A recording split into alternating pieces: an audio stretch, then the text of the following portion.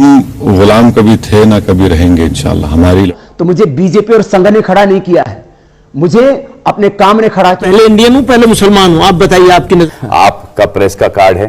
मैं सोच रहा हूं कि बना लूं कि कुछ भी बकवास करूं, कुछ नहीं। इलेक्शन कमीशन जो है वो सरकार की कठपुतली है। सूफीज कम्युनिटी के लोग जो है वो पॉलिटिकली एक्टिव नहीं होते और हमारे लोगों को पॉलिटिकली एक्टिव होना। ऐसा होता है कि कौम के लिए घसाना नहीं चाहते, वक्त देना नहीं चाहते, पैसा देना नहीं चाहते, सिर्फ बात करना चाहते। और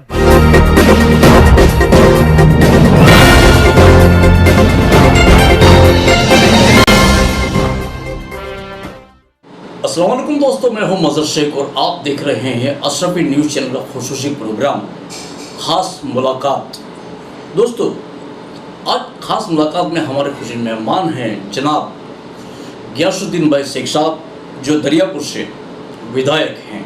दोस्तों, जैसा कि आप जानते हैं कि देश के फिलहाल जो हालात हैं, कई सालों से एक सांप्रदायिक को लेकर टारगेट किया जा रहा है, चाहे फिर जंतर मंतर पर कट्टरवाद के नारे लगाए जा रहे हों, या फिर कानपुर का मामला हो, या फिर एक चूड़ी वाले की मॉब लिंचिंग का मामला हो, यहाँ तक कि कल एक दलित का भी मामला सामने आया जिसे ट्रक के पीछे बांध कर खींचा जा रहा है। अब ऐसे हालात में एक संप्रदाय जो मुस्लिम संप्रदाय है, उन्हें किस तरीके से राजनीति में अपनी रणनीति बनानी चाहिए और इन हालात का जिम्मेदार कौन है, इस बात पर हम रोशनी डालेंगे और जानकारी लेंगे और अपनी राय पेश करेंगे। इस बात पर जनाब गियासुद्दीन भाई शेख, गियासुद्दीन भाई आपका इस्तकबाल है। जी शुक्रिया। गियासुद्दीन भाई, सबसे पहले तो आपसे मैं ये पूछना चाहूँगा कि देश में ये जो मामले हो रहे हैं, आप भी जानते हो, इस पर कांग्रेस अपनी आवाज़ क्यों नहीं उठा रही? ये मैं मानता हूँ कि सोच सही नहीं है। हर मसले के ऊपर कांग्रेस पार्टी मजबूती से आवाज़ उठा रही है। जंतर मंतर वाले मामले पर भी आवाज़ उठाई गई, उसके बाद चूड़ी वाले का जो मामला था उस पर भी बहुत ही तल्ख तरीके से जो राष्ट्रीय अध्यक्ष है माइनॉरिटी डिपार्टमेंट के इमरान प्रतापगढ़ी, उन्होंने उसके लिए आवाज़ उठाई। जो भोपाल के एमएलए हैं आरिफ मसूद खान, उन्होंने भी अपनी आवाज़ को बहुत अच्छे तरीके से बुलंद किया और सरकार को उस वक्त पे मजबूर भी किया उन्होंने कि उन लोगों के सामने केस दायर किया जाए। लेकिन ये हम सब जानते हैं कि जो कुछ हो रहा है ये सरकार की शय पे हो रहा है। ये पूरा का पूरा खेल उत्तर प्रदेश के चुनाव को मद्देनज़र रख कर के किया जा रहा है। और ये जो मामले जो बार बार आ रहे हैं, मैं ऐसा मानता हूँ कि आज तक जितनी भी सरकारें थी, वो सरकारें ये काम करती थी कि दो समाज के अंदर भाईचारा बढ़े, दो समाज के अंदर एक जुड़ाव पैदा हो। लेकिन पहली 2014 से नरेंद्र मोदी की सरकार आई है कि वो सरकार खुद चाहती है कि हिंदू और मुस्लिमों में विभाजन हो। और जब उनके बड़े नेता ही इस तरीके के बेजवाबदार बयान जब उनके नेता ही देते हैं, आतंकवादी पे जिसके पर केस हुए ऐसे लोगों को, जब वो वहाँ पर यहाँ पर देखा कि वो लोग, उन्होंने उनको वहाँ पर संसद सभ्य भी बनाया और ऐसे लोगों को लोग टिकट भी देते हैं कि जो लोग दंगों में, राइट्स में बढ़ चढ़ कर, जिन्होंने मुजफ्फरनगर में भी हिस्सा लिया था। तो यानी उनकी एक सोच, यानी इसको बढ़ावा देने की। और जब से ये मामला कोरोना वाला आया, जो फर्स्ट वेव, सेकंड वेव, केंद्र सरकार हो या दूसरे राज्यों की सरकारें हो या गुजरात सरकार हो, ये बिल्कुल ही इसको कोरोना की महामारी के दौरान बिल्कुल ही नाकारा साबित हुई है। जब अब इनको लगने लगा है कि लोगों में हमारी जो नाकामयाबी है, एक तरफ महंगाई है, बेकारी है, बेरोज़गारी है, और चुनाव जब सर पर आके खड़े हैं, क्योंकि उत्तर प्रदेश का चुनाव ही न तय कर पाएंगे कि 2024 में हिंदुस्तान की जो सल्तनत पर कौन बैठने वाला है। और उसके बाद जैसे ही मार्च में उत्तर प्रदेश के चुनाव पूरे होंगे, उसके बाद गुजरात में अगले साल दिसंबर में चुनाव होने वाले हैं। तो ये दो चुनाव भारतीय जनता पार्टी के लिए और आरएसएस के लिए बहुत ही महत्वपूर्ण है, क्योंकि वो उनकी नाकामियों को छुपाने के लिए अब उन्होंने ये नया हथकंडा बहुत ज़ोर से शुरू किया। ये आज जब से ही कर रहे हैं, लेकिन अभी पिछले कुछ दिनों में इसमें बढ़ोतरी हुई है। जैसे ही कोरोना की महामारी काबू हुई और ये जो थी आरएसएस की और भारतीय जनता पार्टी की बदमाशी सरेआम शुरू हो गई है। मैं ये मानता हूँ कि हमारे जो खिलाफ की, जो मुस्लिम समाज की और माइनॉरिटी की अक़लियतों के खिलाफ की जो राजनीति है, उसका जो जिम्मेदार है वो आरएसएस है और भारतीय जनता पार्टी है। और वो लोगों का अक्सर हमेशा यही रहता है मामला कि कैसे भी करके हिंदू मुस्लिम का जो है वो बिखराव रहना चाहिए, दोनों का टकराव रहना चाहिए और हिंदू मुस्लिम के नाम पे आसानी से वोट लेकर के चुनावों को जीतने का जो हथकंडा है वो भारतीय जनता पार्टी ये पिछले 2-3 महीने से इसको बहुत ज़ोरों शोरों से इसको ये लोग चला रहे हैं। अच्छा, जिस तरीके से आपने देखा होगा कि ये मामला तो फिलहाल देश का था, लेकिन कल ही हमारे यहाँ के नितिन पटेल साहब जो हैं उन्होंने भी एक बयान दिया है कि जब तक मेजॉरिटी में हिंदू है तब तक संविधान बचा रहेगा। तो ये एक जिम्मेदार मंत्री हैं, उसके बावजूद इस तरीके के बयानबाजी देना ये कहाँ तक व्याजबी है? बिल्कुल, आपकी बात बिल्कुल सही है। नितिन पटेल को पूरा गुजरात जानता है, पहचानता है कि हमेशा जहर उगलने के लिए किसी को अगर पहचाना जाता है गुजरात विधानसभा में और सबसे कट्टरवादी अगर कोई वहाँ पर विधायक या मंत्री कोई है तो वो नितिन पटेल है।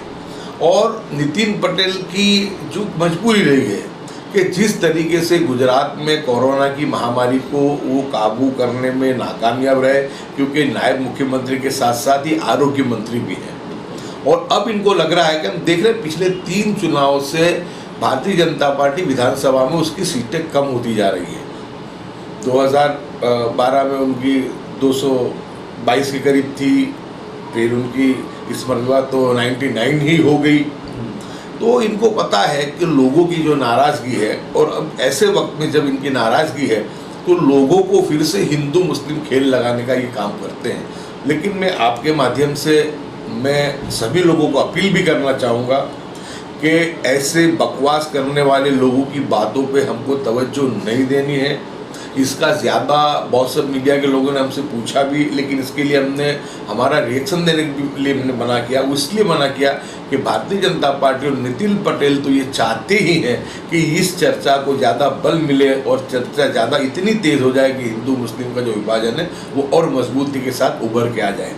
लेकिन फिर भी मैं आपको कहूँगा कि मुस्लिम समाज को मैं आपके माध्यम से अपील करना चाहूँगा, सेक्युलर मेरे हिंदू भाइयों को अपील करना चाहूँगा कि आप लोग नितिन पटेल जैसे बेजिम्मेदार लोगों की बातों पे तवज्जो न दें।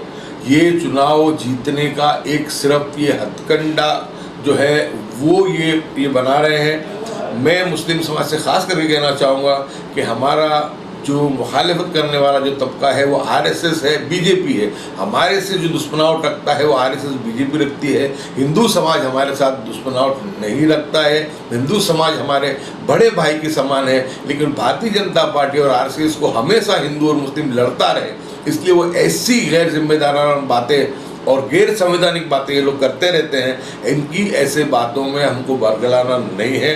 बहुत ही समझदारी के साथ गुजरात के हिंदू और मुस्लिम सभी लोगों को यही सोचना है कि ये जो कोरोना की जो नाकामी, लोग ऑक्सीजन के बगैर मर गए, लोगों को हॉस्पिटलों में जगहें नहीं मिली, 108 जो थी वो 40-40 घंटे नहीं आ रही थी। आज बेकारी भी है, बेरोजगारी भी है और आज महंगाई है वो बेहद आगे यानी बढ़ चुकी है।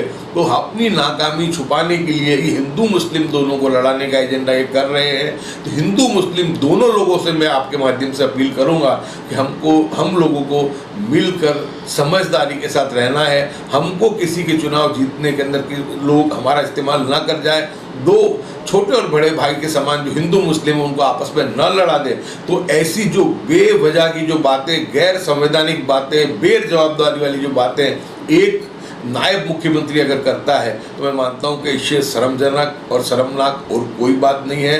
जब इनको लगता है कि लव जिहाद के मामले को लेकर के हाई कोर्ट में इनको वहाँ पर इन्होंने जो कानून लेकर के आए थे उसमें जो कुछ एक्ट ऐसे भी थे कि जो बिल्कुल गैर बंधारणीय थी, उस पर सरकार के उस कदम के खिलाफ हाई कोर्ट ने उसके ऊपर रोक भी लगाई। तो अब उनको लगता है कि हमको क्या करना, तो ये नई बात लेकर के आए। और जब तक मैं ये मानता हूँ कि उत्तर प्रदेश के चुनाव और गुजरात के चुनाव नहीं होंगे वहाँ तक की ये बातें ये करते रहेंगे। मैंने आपसे पहले भी कहा कि ये पहली सरकार है 2014 से कि जो सरकार का काम लोगों को जोड़ने का है, वो सरकार गैर जिम्मेदार सरकार लोगों को तोड़ने का काम कर रही है। और आज जो ये जिस तरीके से ये जो घटनाएं बन रही हैं पूरे हिंदुस्तान में, मॉब लिंचिंग की हो, गरीबों पे जुल्म की हो, अत्याचार की हो, तो मैं मानता हूं कि जो ये गैर जिम्मेदारा जो बयान है और ये करने वाले हिंदू समाज के हमारे जो नॉन पॉलिटिकल लोग नहीं, इसके अंदर नहीं है।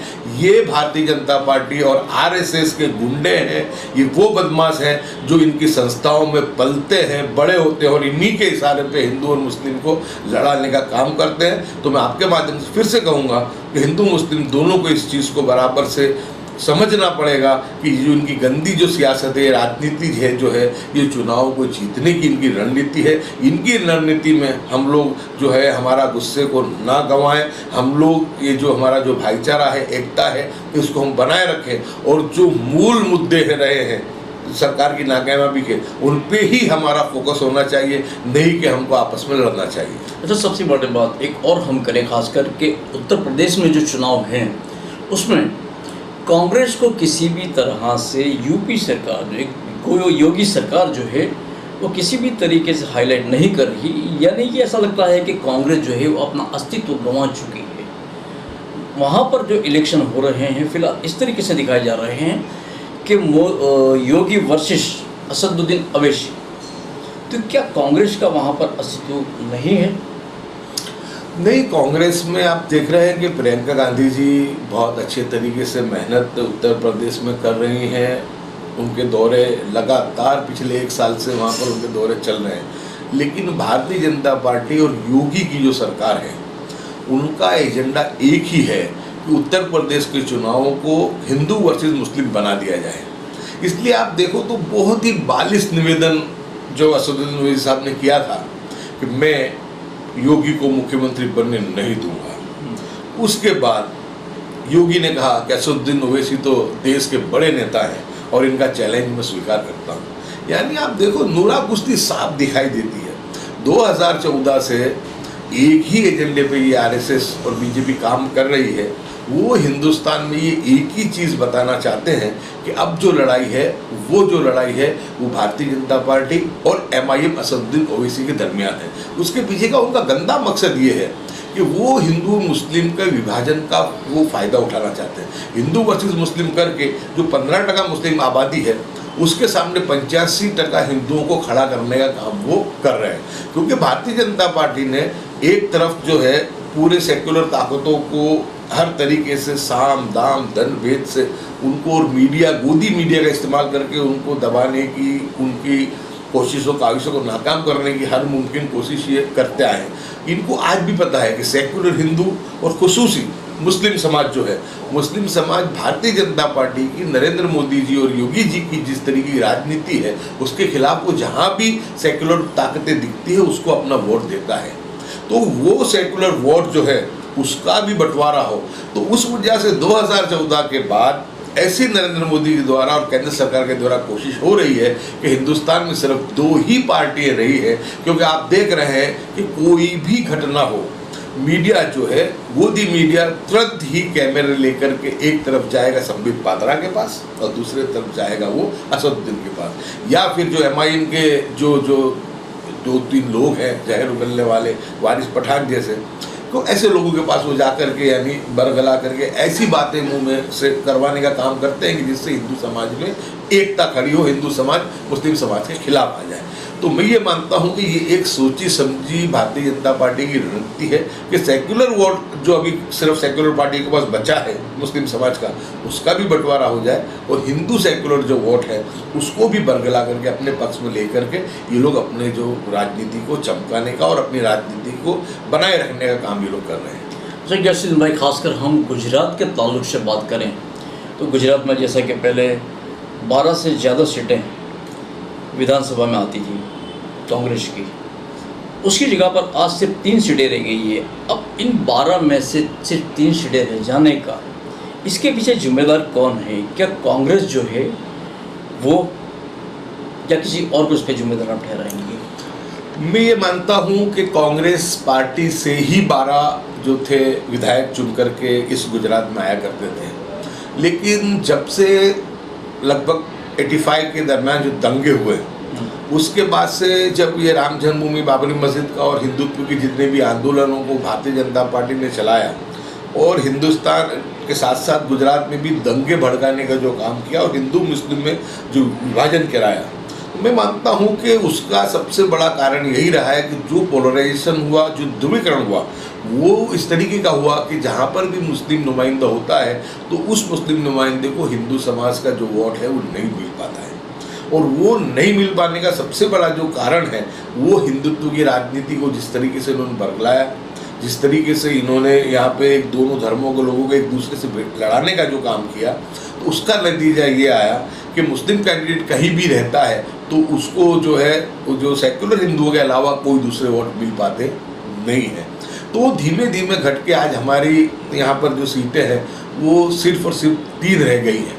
एक जो है जमालपुर में कि जहाँ पर हम 55% के करीब हैं, लेकिन उसमें भी हमने देखा कि 2012 में जब 2 लोग चुनाव लड़े थे, साबिर काबलीवाला और समीर खान, तो 2 नुमाइंदे खड़े होने की वजह से पहली मरतबा आज़ादी के बाद जमालपुर के अंदर भारतीय जनता पार्टी का भगवा लहरा गया था। वो हमारे लिए बहुत शर्म की घटना थी कि हमारे वोटों के विभाजन से जो सिर्फ एक वाहिद सीट ऐसी है गुजरात में कि जो हम हमारे बलबूते भी जीत सकते हैं। दूसरी जो है दरियापुर की जो मेरी सीट है, यहाँ पर जब तक कि तुम 20,000 हिंदू समाज के वोट नहीं लेकर के आते हो, वहाँ तक के मुस्लिम और हिंदू समाज का कॉम्बिनेशन मजबूती के साथ नहीं आता है। मुस्लिम समाज का वोट एक तरफा गिरना चाहिए और अल्हम्दुलिल्लाह मेरे साथ मेरे मुस्लिम समाज का वोट गिरता है। और साथ ही साथ मैं बहुत फ़ख्र के साथ कहना चाहता हूँ कि दरियापुर के अंदर 20,000 से ज़्यादा सेकुलर हिंदू समाज के जो मेरे भाई हैं उनका वोट भी मुझे मिलता है जब मैं सीट जीत पाता हूँ। और इसी तरीके से जो वांकानेर की सीट है, वांकानेर की सीट पे जावेद पीजा साहब जो जीतते हैं वहाँ तो सिर्फ 24% ही